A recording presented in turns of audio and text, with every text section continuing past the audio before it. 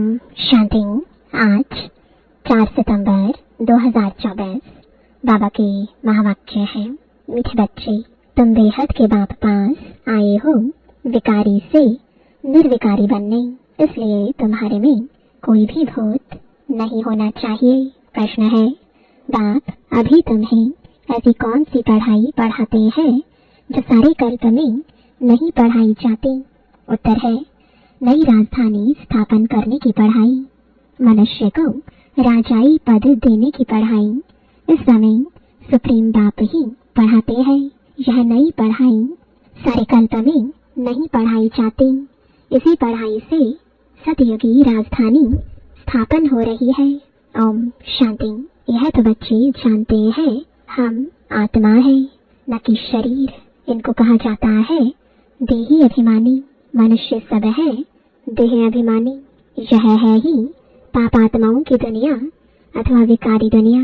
रावण राज्य है। सतयुग पास्ट हो गया है। वहाँ सब निर्विकारी रहते थे।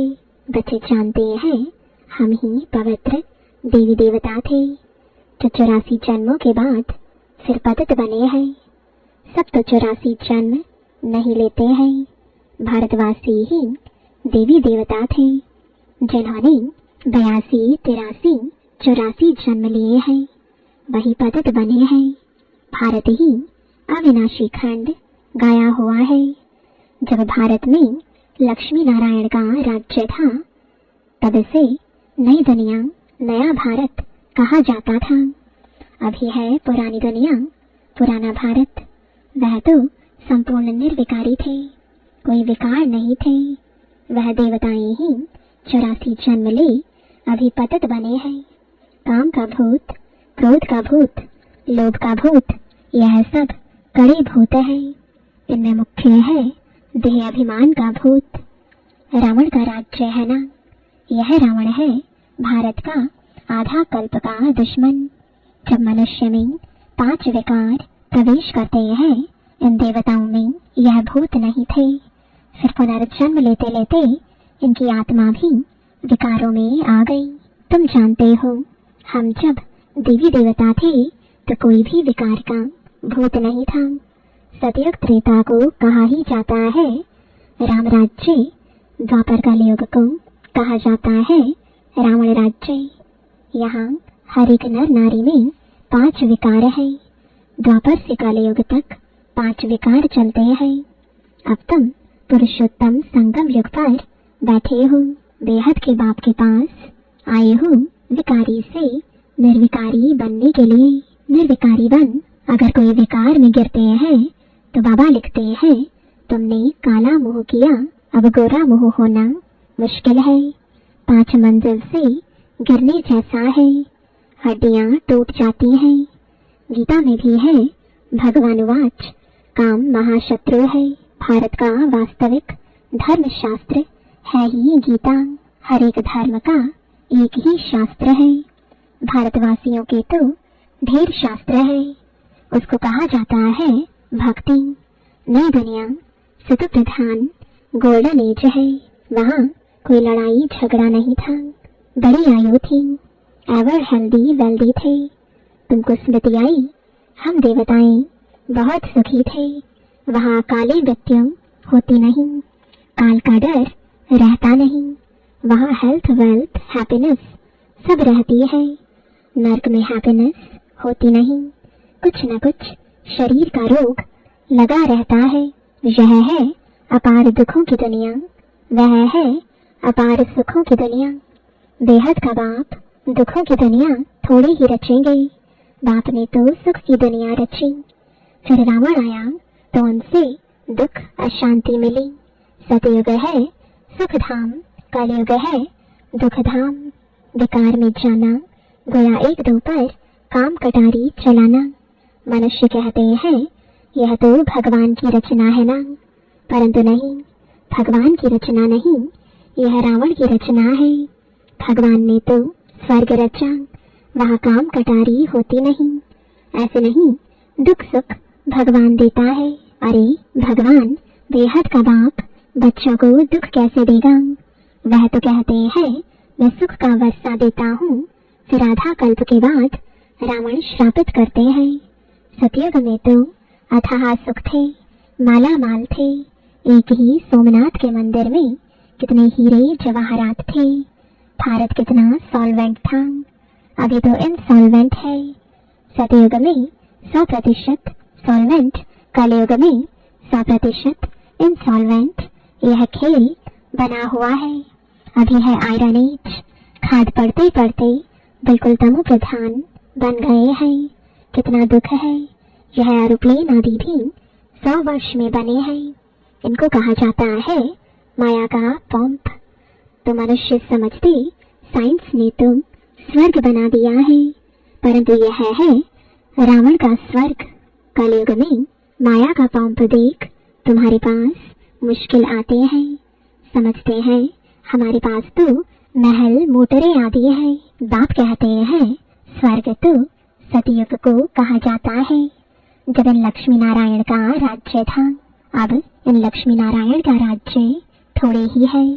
अब कलयुग के बाद फिर इनका राज्य आएगा। पहले भारत बहुत छोटा था, नई दुनिया में होते ही हैं 9 लाख देवताएं। बस पीछे वृद्धि को पाते रहते हैं।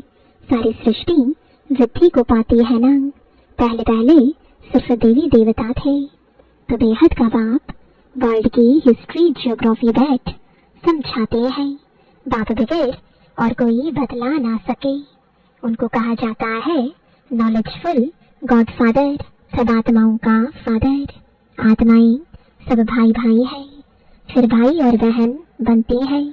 तुम सब हो एक प्रजापिता ब्रह्मा के एडॉप्टेड चिल्ड्रन। सभी आत्माएं उनकी संतान तो है ही। उनको कहा जाता है परम पिता, उनका नाम है शिव। बस बाप समझाते हैं मेरा नाम एक ही शिव है। फिर भक्ति मार्ग में मनुष्यों ने बहुत मंदिर बनाए हैं, तो बहुत नाम रख दिए हैं। भक्ति की सामग्री कितनी ढेर है, उसको पढ़ाई नहीं कहेंगे। उसमें एम ऑब्जेक्ट कुछ भी नहीं है ही नीचे उतरने की। नीचे उतरते उतरते तुम प्रधान बन जाते हैं। फिर सत प्रधान बनना है सबको। तुम सत प्रधान बनकर स्वर्ग में आएंगे। बाकी सब सत प्रधान बन शांति धाम में रहेंगे। यह अच्छी रीति याद करो। बाबा कहते हैं तुमने हमको बुलाया है बाबा, हम पतितों को आकर पावन बनाओ। तो अब मैं सारी दुनिया को पावन बनाने आया हूँ। मनुष्य समझते हैं गंगा स्नान करने से पावन बन जाएंगे। गंगा को पतित पावनी समझते हैं। कुएं से पानी निकला उसको भी गंगा का पानी समझ स्नान करते हैं। गुप्त गंगा समझते हैं। तीर्थ यात्रा पर व कोई पहाड़ी पर जाएंगे उसको भी गुप्त गंगा कहेंगे। इसको कहा जाता है झूठ, गॉडेस ट्रुथ कहा जाता है।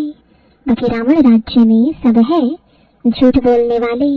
गॉडफादर ही सचखंड स्थापन करते हैं। वहाँ झूठ की बात नहीं होती। देवताओं को भोग भी शुद्ध लगाते हैं।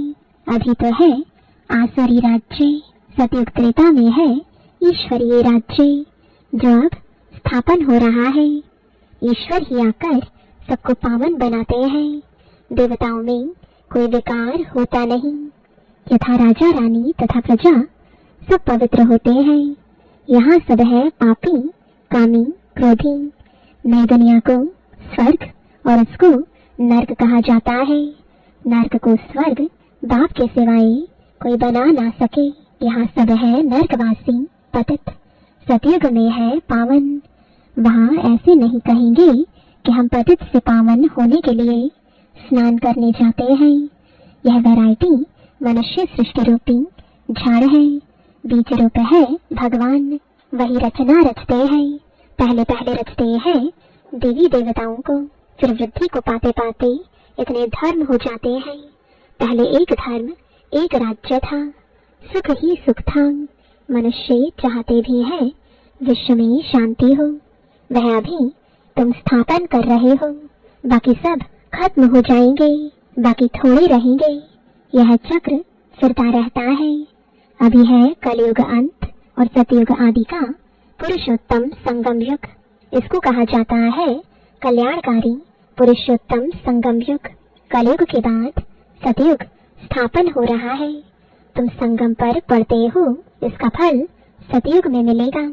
यहाँ जितना पवित्र बनेंगे और पढ़ेंगे उतना उच्च पद पाएंगे। ऐसी पढ़ाई कहाँ होती नहीं। तुमको इस पढ़ाई का सुख नई दुनिया में मिलेगा।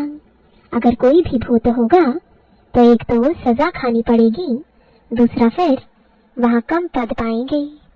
जो संपूर्ण बन औरों को भी पढ़ाएंगे तो उच्च पद भी पाएंगे। कितने सेंटर्स हैं, लाखों सेंटर्स हो जाएंगे। सारे विश्व में सेंटर्स खुल जाएंगे। पाप आत्मा से पुण्य आत्मा बनना ही है। तुम्हारी एम ऑब्जेक्ट भी है।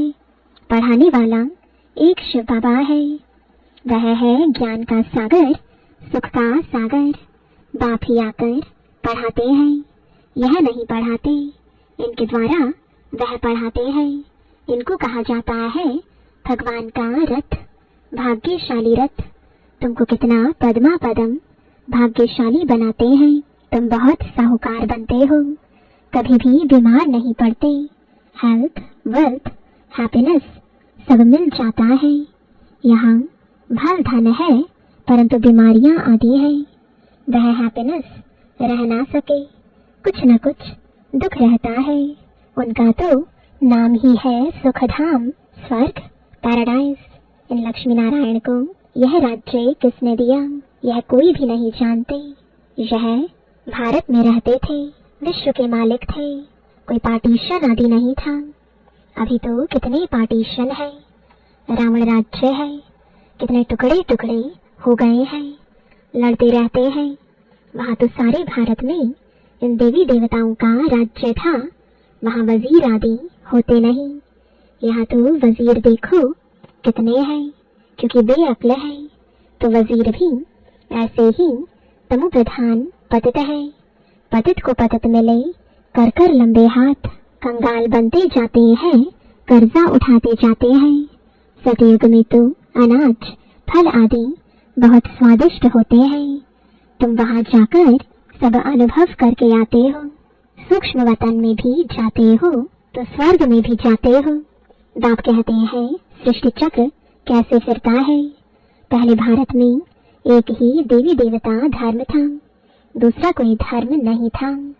फिर द्वापर में रावण राज्य शुरू होता है। अभी है विकारी दुनिया, फिर तुम पवित्र बन निर्विकारी देवता बनते हो। यह स्कूल है। भगवान आज मैं तुम बच्चों को राजयोग सिखलाता हूँ। तुम भविष्य में यह बनेंगे। राजाई की पढ़ाई और कहीं नहीं मिलती। बाप ही पढ़ाकर नई दुनिया की राजधानी देते हैं।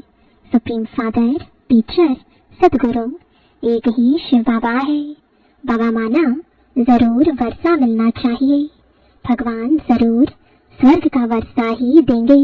रावण जिसको हर वर्ष जलाते हैं, यह है भारत का नंबर 1 दुश्मन। रावण ने कैसा असुर बना दिया है। इनका राज्य 2500 वर्ष चलता है। तुमको बाप कहते हैं मैं तुमको सुखधाम का मालिक बनाता हूँ। रावण तुमको दुखधाम में ले जाते हैं। तुम्हारी आयु भी कम हो जाती है। अचानक अकाली मृत्यु हो जाती है। अनेक बीमारियां होती रहती हैं। वहाँ ऐसी कोई बात नहीं होती। नाम ही है स्वर्ग। अभी अपने को हिंदू कहलाते हैं क्योंकि पतित है, तो देवता कहलाने लायक नहीं है। बाप इस रथ द्वारा बैठ समझाते हैं। इनके बाजू में आकर बैठते हैं तुमको पढ़ाने, तो यह भी पढ़ते हैं। हम सब स्टूडेंट हैं। एक बाप ही टीचर है। अभी बाप पढ़ाते हैं, फिर आकर 5000 वर्ष के बाद पढ़ाएंगे। यह ज्ञान, यह पढ़ाई फिर गुम हो जाएगी। पढ़कर तुम देवता बने, 2500 वर्ष सुख का वर्षा लिया, फिर है दुख, रावण का श्राप। अभी भारत बहुत दुखी है। यह है दुखधाम। पुकारते भी है ना, पतित पावन आओ, आकर पावन बनाओ। अभी तुम्हारे में कोई भी विकार नहीं होना चाहिए। परंतु आधा कल्प की बीमारी कोई जल्दी थोड़े ही निकलती है। उस पढ़ाई में भी जो अच्छी रीति नहीं पढ़ते हैं वह फेल होते हैं, जो पास विद ऑनर होते हैं वह तो स्कॉलरशिप लेते हैं। तुम्हारे में भी जो अच्छी रीति पवित्र बन और फिर दूसरों को बनाते हैं तो यह प्राइज लेते हैं। माला होती है 8 की, वह है पास विद ऑनर। फिर 108 की माला भी होती है, वह माला भी सिमरी जाती है। मनुष्य इसका रहस्य थोड़े ही समझते हैं। माला में ऊपर है फूल, फिर होता है डबल दाना मेरू। स्त्री और पुरुष दोनों पवित्र बनते हैं। यह पवित्र थे ना, स्वर्गवासी कहलाते थे। यही आत्मा फिर पुनर्जन्म लेते लेते अब पतित बन गई है। फिर यहाँ से पवित्र बन पावन दुनिया में जाएंगे। वर्ल्ड की हिस्ट्री ज्योग्राफी रिपीट होती है ना। विकारी राजाएं निर्विकारी राजाओं के मंदिर आदि बनाकर उन्हों को पूजते हैं। वही फिर पूज्य से पुजारी बन जाते हैं। विकारी बनने से फिर वह लाइट का ताज भी नहीं रहता है। यह खेल बना हुआ है। यह है बेहद का वंडरफुल ड्रामा। पहले एक ही धर्म होता है जिसको राम राज्य कहा जाता है, फिर और धर्म वाले आते हैं। यह सृष्टि का चक्र कैसे फिरता रहता है सो एक बाप ही समझा सकते हैं। भगवान तो एक ही है। अच्छा, मीठे मीठे सिखिलते बच्चों प्रति माता पिता बाप दादा का याद प्यार और गुड मॉर्निंग। रूहानी बाप की रूहानी बच्चों को नमस्ते, रूहानी बच्चों की रूहानी बाप दादा को गुड मॉर्निंग और नमस्ते। धारणा के लिए मुख्य सार है, पहला, स्वयं भगवान टीचर बनकर पढ़ाते हैं, इसलिए अच्छी रीति पढ़ना है। स्कॉलरशिप लेने के लिए पवित्र बनकर दूसरों को पवित्र बनाने की सेवा करनी है। दूसरा, अंदर में काम क्रोध आदि के जो भी भूत प्रवेश है उन्हें निकालना है। एम ऑब्जेक्ट को सामने रखकर पुरुषार्थ करना है। वरदान है, माया की छाया से निकल याद की छत्र छाया में रहने वाले बेफिक्र बादशाह भव, जो सदा बाप के याद की छत्र छाया के नीचे रहते हैं, वो स्वयं को सदा सेफ अनुभव करते हैं। माया की छाया से बचने का साधन है बाप की छत्र छाया। छत्र छाया में रहने वाले सदा बेफिक्र बादशाह होंगे। अगर कोई फिक्र है तो खुशी गुम हो जाती है। खुशी गुम हुई, कमजोर हुए तो माया की छाया का प्रभाव पड़ जाता है, क्योंकि कमजोरी ही माया का आह्वान करती है। माया की छाया स्वप्न में भी पड़ गई तो बहुत परेशान कर देगी, इसलिए सदा छत्र छाया के नीचे रहो। स्लोगन है, समझ के स्क्रू ड्राइवर से अलबेले बन के लूज स्क्रू को टाइट कर सदा अलर्ट रहो। ओम शांति।